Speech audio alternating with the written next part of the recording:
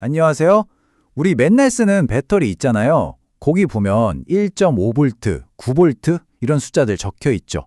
이게 대체 무슨 뜻인지 궁금했던 적 없으세요? 오늘은 바로 그 숫자 뒤에 숨어 있는 과학, 그러니까 전압, 일, 그리고 자유에너지의 세계로 한번 푹 빠져보겠습니다. 자, 건전지에 딱 쓰여 있는 1.5V. 이게 그냥 숫자가 아니에요. 뭐랄까, 댐에 물이 가득 차 있을 때 그 높이 차이 같은 거라고 생각하시면 돼요. 그 높이 차이 때문에 물이 쏟아져 내려오고 싶어 하잖아요. 바로 그것처럼 전자를 막 흐르게 만들고 싶어 하는 어떤 보이지 않는 압력, 그걸 전위차라고 부르는데 1.5V가 바로 그 힘의 크기를 말하는 겁니다. 이 힘 덕분에 배터리가 일을 할 수 있는 거죠. 그러면 이 잠재력이라는 게, 이 전압이라는 게 도대체 어떻게 우리가 쓸 수 있는 일로 바뀌는 걸까요? 궁금하시죠? 자, 이제부터 전압이 어떻게 진짜 힘을 만들어내는지 그 첫 번째 비밀의 문을 한번 열어보겠습니다. 가장 먼저 딱 하나만 기억하죠.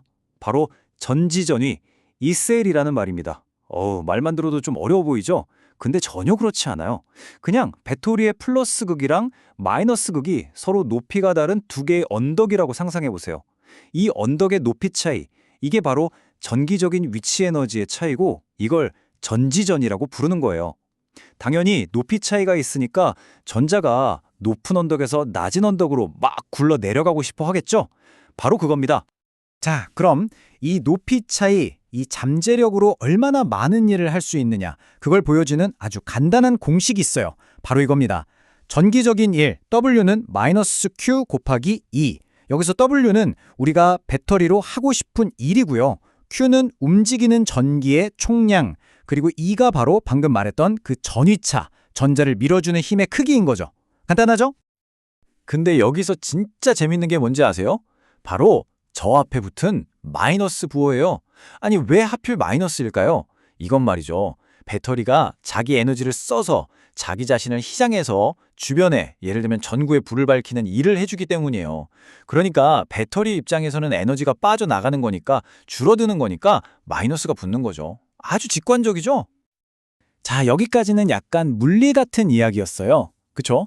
이제부터는 진짜 배터리 속으로 들어가 볼 거예요. 이 전하라는 추상적인 개념을 실제로 배터리 안에서 열심히 뛰어다니는 진짜 주인공, 바로 전자의 시선으로 바꿔서 볼 겁니다.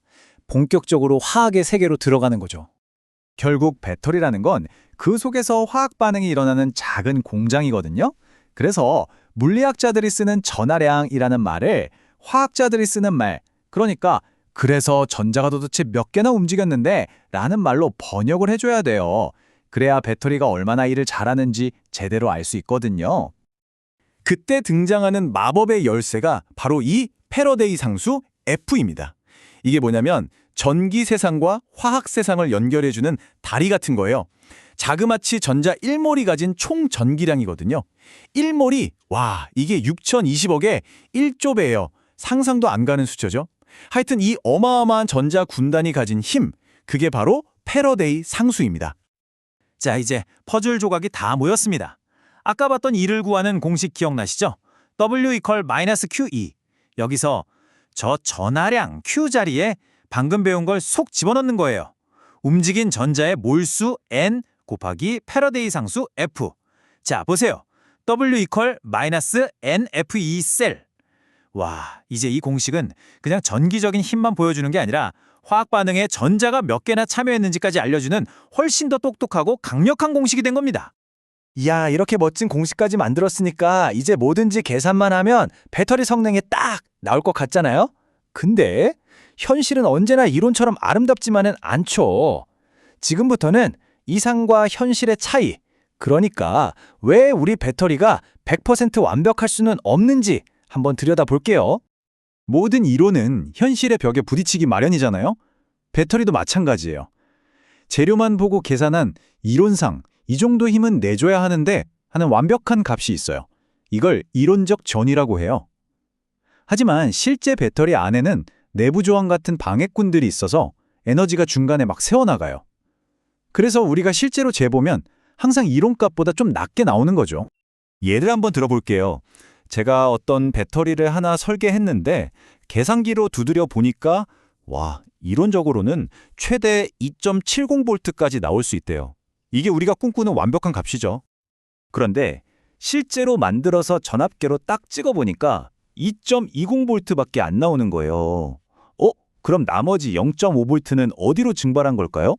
네, 바로 그게 아까 말한 내부 저항 같은 방해꾼들 때문에 쓸데없는 열 같은 걸로 낭비되어 버린 에너지입니다. 아깝죠? 이걸 우리가 흔히 말하는 효율로 따져볼 수 있어요.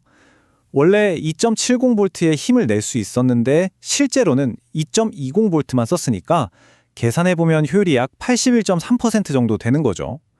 나머지 18.7%는 아쉽지만 중간에 길을 잃은 에너지라고 할 수 있겠네요. 자, 이제부터가 진짜 하이라이트입니다. 지금까지 우리가 이야기한 배터리의 1이라는 개념 있죠? 이게 사실은 화학의 가장 근본적인 질문, 그러니까 과연 이 화학 반응이 스스로 저절로 일어날 수 있을까라는 질문과 완벽하게 이어진다는 걸 보여드릴게요. 정말 놀라실 겁니다. 그 연결고리의 이름이 바로 깁스 자유 에너지, 델타 G입니다. 이건 두 가지 엄청난 걸 알려줘요.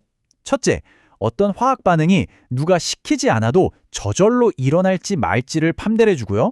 둘째, 만약 일어난다면 우리가 거기서 뽑아낼 수 있는 쓸모있는 일의 최대치가 얼마인지까지 알려주는 정말 궁극의 지표라고 할 수 있습니다. 바로 이거예요. 어떤 배터리가 이론상으로 할 수 있는 최대의 일은 그 배터리 안에서 일어나는 화학 반응의 깁스 자유 에너지 변화량과 정확히 완벽하게 똑같습니다. 정말 간단한데 너무나 심오한 관계죠. 눈에 보이는 전기적인 일이 보이지 않는 화학의 잠재력과 하나가 되는 순간입니다. 그래서 이 두 식이 만나서 마침내 최종 보스가 등장합니다. 바로 델타 G는 -NFE 셀. 와, 이 우아한 방정식 좀 보세요.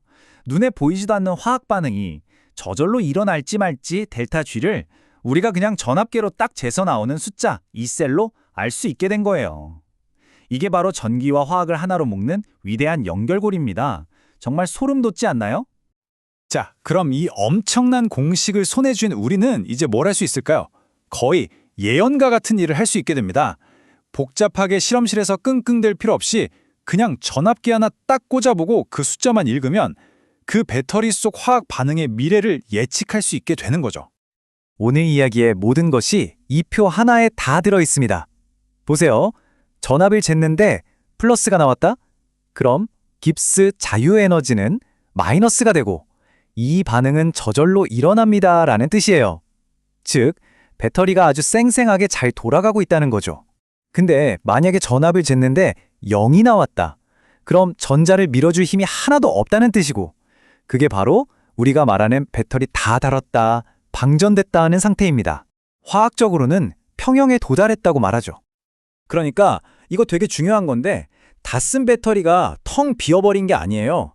그냥 그 안에 화학 반응이 더 이상 어느 쪽으로도 치우치지 않는 아주 안정적인 평형 상태에 도달한 것뿐입니다. 그래서 양쪽 언덕의 높이 차이가 없어져서 전이차가 0이 된 거죠. 전자가 더는 움직일 이유가 없어진 거예요. 오늘 우리는 배터리에 적힌 작은 숫자, 이 전압이라는 게 단순히 힘의 크기만이 아니라 화학 반응이 어디로 흘러갈지, 얼마나 효율적일지, 심지어 저절로 일어날지까지 알려주는 엄청난 열쇠라는 걸 알게 됐습니다.